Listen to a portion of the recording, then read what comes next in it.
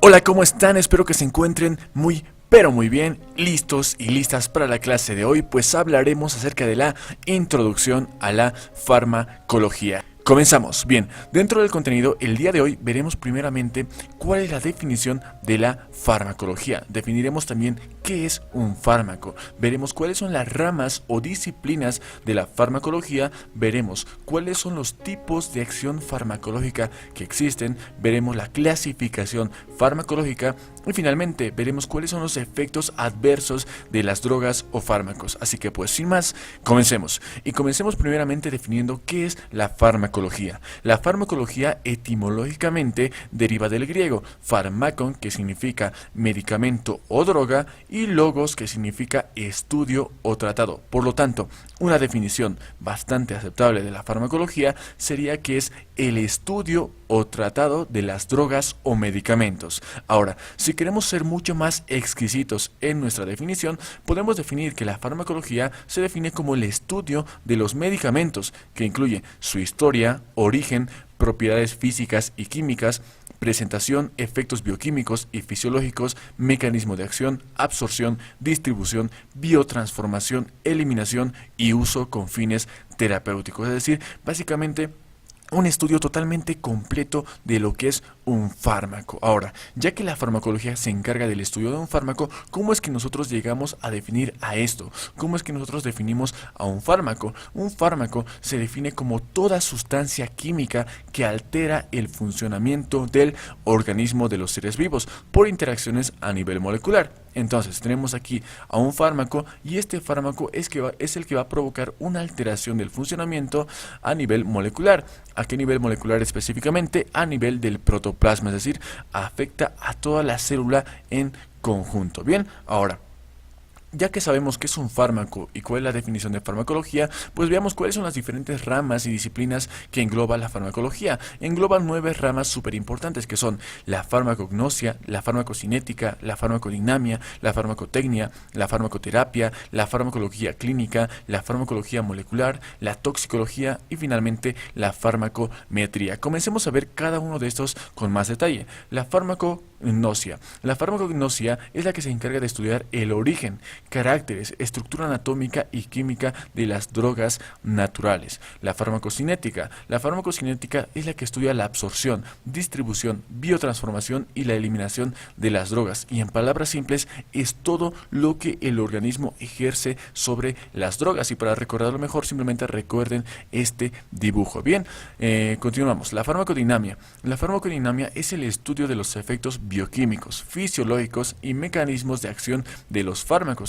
Es decir, es todo lo que el fármaco ejerce sobre el organismo, es decir, lo contrario a la farmacocinética. Bien, continuemos. La farmacotecnia es la que tiene que ver con la preparación y distribución de las drogas. La farmacoterapia es la que se ocupa del uso de fármacos destinados a evitar y tratar enfermedades. Aquí ya vemos la relación entre un fármaco y una enfermedad. La farmacología clínica es la que estudia ya las acciones farmacológicas en el hombre sano y enfermo, así como la evaluación de las drogas en el tratamiento de las enfermedades. Bien, la farmacología molecular. La farmacología molecular es la que estudiará las interacciones del fármaco con el organismo, pero como su nombre lo dice, a nivel molecular de forma específica. Bien, la toxicología. La toxicología es la que estudia los venenos y los efectos adversos de los medicamentos. Y finalmente tenemos a la farmacometría. La farmacometría es la que estudia la relación que existe entre la dosis administrada de un fármaco y la magnitud del resultado obtenido. Bien, todas estas ramas y disciplinas son bastante importantes dentro de la farmacología y es muy importante que conozcamos por lo menos el concepto, pero de cuáles tenemos que hacer mucho más énfasis son de estas dos, que son la farmacocinética y la farmacodinamia, de la que estaremos hablando mucho más adelante y con más detalle en próximos videos. Bien, hasta ahora solamente lo que nos interesa es conocer los conceptos claves. Bien, ahora que ya conocemos las disciplinas, el concepto de farmacología y el concepto de fármaco, podemos definir otros conceptos más importantes, por ejemplo, la acción farmacológica y el efecto farmacológico. La acción farmacológica se define o alude a la modificación que produce una droga en diferentes funciones del organismo. Y ahora, ¿qué llegaría a ser el efecto farmacológico? Básicamente, el efecto farmacológico llegaría a ser, en este caso, la manifestación de una acción farmacológica, es decir, aquí es donde se produce, en este caso, la alteración, en este caso de la función del organismo, y aquí es donde se produce la manifestación de esa acción farmacológica. Ahora, ¿para qué es importante conocer qué es la acción farmacológica y qué es el efecto farmacológico? Es importante para lograr, en este caso, clasificar los diferentes tipos de acción farmacológica que existen. Pues existen 5 tipos súper importantes, que son la estimulación, la depresión, la irritación, el reemplazo y finalmente la acción antiinfecciosa. Bien, comencemos a ver cada una a detalle. La estimulación. La estimulación, como su nombre lo dice, es el aumento de la función de las células de un órgano o sistema del organismo. En este caso, un ejemplo de un fármaco que pueda provocar un aumento en la función celular es fácilmente la cafeína, pues lo que hace es estimular y aumentar la función del organismo. Bien. Pasemos al siguiente tipo de acción, que es la depresión. Básicamente la depresión se refiere a lo contrario, la disminución de la función de las células de un órgano o sistema del organismo. En este caso, un fármaco que puede provocar una disminución de la función fácilmente puede ser un fármaco anestésico. Un ejemplo claro de este puede ser el diazepam. Bien, pasemos al siguiente tipo de acción farmacológica, que es la irritación. La irritación básicamente también es el aumento o estimulación de la función, pero es la estimulación violenta de las células, órganos y sistemas, con alteración de la nutrición, crecimiento y morfología de las células. Es decir, que se aumenta y se estimula, pero de forma violenta, y pueden llegar a provocarse hipertrofias, atrofias o incluso disminución de los nutrientes en una propia célula. Y un ejemplo claro de esto puede ser en este caso fármacos como en este caso el yodo aplicado de forma cutánea o también en este caso el nitrato de plata. El yodo aplicado de forma cutánea con esta acción violenta puede provocar lo que dice su nombre, pues básicamente puede provocar una irritación en la piel. Bien, el siguiente tipo de acción es el reemplazo. El reemplazo es la sustitución de una secreción que falta en el organismo por la hormona correspondiente. Un ejemplo claro aquí podría ser en ese caso en el paciente que se encuentra con diabetes mellitus. En este caso, el paciente con diabetes mellitus tiene una insuficiencia o déficit en la síntesis de, en este caso, la insulina. Por lo tanto, ¿qué es lo que tenemos que aportarle a este paciente? ¿Qué fármaco nos serviría para reemplazar en este caso esa insulina? Pues básicamente sería inyectar al paciente insulina para provocar la acción del reemplazo de esta, en este caso, sustancia o secreción que falta dentro del organismo. Bien, y finalmente pasemos a ver la acción antiinfecciosa. La acción antiinfecciosa se refiere básicamente a un tipo de acción que va a provocar atenuar o destruir a los microorganismos productores de infecciones en el humano. ¿Y qué microorganismos pueden provocar en este caso infecciones?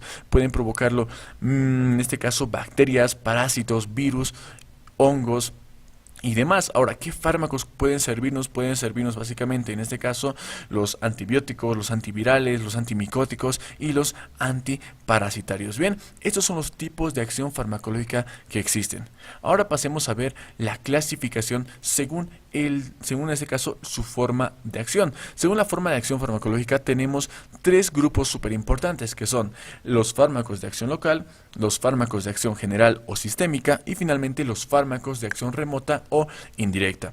Los fármacos de acción local son aquellos fármacos que actúan en el sitio de aplicación, y muy importante es que aquí no hay penetración de la circulación. ¿A qué me refiero y a qué ejemplos podemos dar de este tipo de fármacos?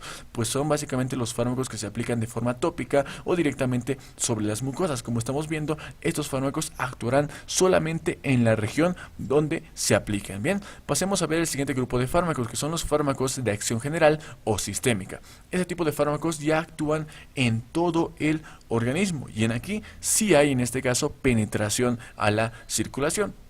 Y ejemplos que podemos dar acerca de ese tipo de fármacos pueden ser básicamente los fármacos que se aplican de forma intramuscular, de forma intravenosa o incluso al suero, que lo que hacen es actuar de forma sistémica, es decir, sobre todo el organismo. Bien, y pasemos finalmente al último grupo de fármacos, que son los fármacos de acción remota o indirecta. En este caso, estos fármacos se administran en un sitio determinado, pero a diferencia de la acción local, estos fármacos tienen o producen una acción bastante lejana a donde se han aplicado. En este caso, un ejemplo puede ser básicamente un fármaco que se aplique de forma cutánea en esta región, por ejemplo, y ¿qué es lo que puede provocar? Que puede provocar una irritación en esa región, y al provocar esa irritación, ¿qué es lo que podría provocar?